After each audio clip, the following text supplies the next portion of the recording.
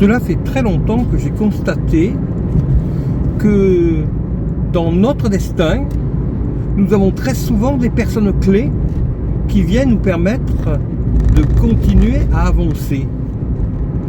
Et il arrive parfois qu'il y ait un blocage avec justement cette personne clé.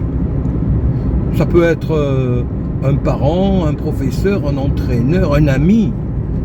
Mais dans tous les cas, quand il y a blocage avec cette personne, eh bien j'ai constaté que le destin de la personne se retrouvait bloqué à son tour.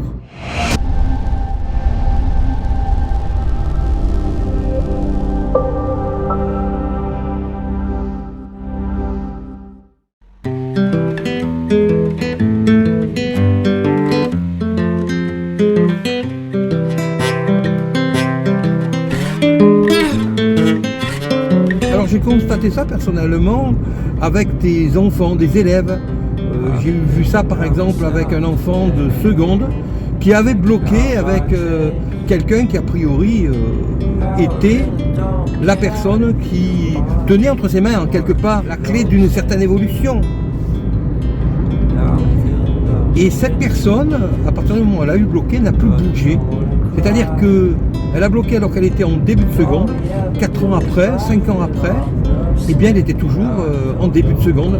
Elle n'avait pas évolué d'un cran, mais en plus elle n'avait rien fait d'autre. J'ai vu ça également chez une étudiante en licence de lettres modernes. C'est une personne qui avait toutes les capacités pour être professeur de français, c'est ce qu'elle voulait depuis au moins la classe de seconde. Et elle a bloqué, elle est restée longtemps bloquée. Et puis finalement, elle a réussi à se débloquer ailleurs. Mais le destin qui devait être le sien, c'est-à-dire qui consistait à être professeur de français, n'a jamais pu se réaliser. Et ainsi de suite. J'ai vu des enfants qui ont eu bloqué avec la personne qui aurait pu assurer leur réussite au niveau de leurs études. Et ayant bloqué avec cette personne-là, eh bien, ils n'ont pas fait d'études. Et donc, forcément, toute leur vie s'en est retrouvée modifiée. Alors, je dirais que ce qui est compliqué, c'est que plus ou moins, on ne sait jamais trop si on a face à nous, justement, une personne qui est un petit peu comme l'ange gardien dans cette vie, c'est-à-dire la personne qui nous permet d'évoluer, qui nous permet d'accomplir notre destin. Et si on bloque avec cette personne-là justement, eh bien on risque de se retrouver toute sa vie bloquée à ne rien pouvoir faire, ou en tout cas pas ce qu'on devait faire. Donc il y a certainement une certaine logique là-dedans. Je dirais qu'à mon avis la logique est tout simplement qu'il ne faut pas bloquer avec les gens, tout simplement. Quand on bloque avec quelqu'un, eh bien il faut avoir l'intelligence de se débloquer. Parce que finalement ce n'est pas l'autre qui va payer les pots cassés, c'est nous. Surtout s'il s'agit d'une personne qui devait nous ouvrir des portes.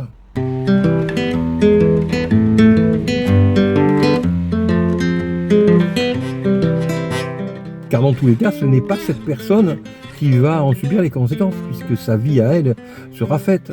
Donc je conseillerais les élèves, les étudiants de faire attention à ce point-là, et donc de soigner leurs relations avec leurs parents, en tout premier lieu bien entendu, leurs professeurs, leurs entraîneurs, leurs amis. Car si jamais ils bloquent avec une de ces personnes et que cette personne était la personne qui devait être là pour leur permettre d'avancer, si elle n'est plus là, parfois elle se retrouve bloquée avec. Do you remember that night we met? I thought you looked so fine. Mais qu'est-ce qu'elle a ma gueule?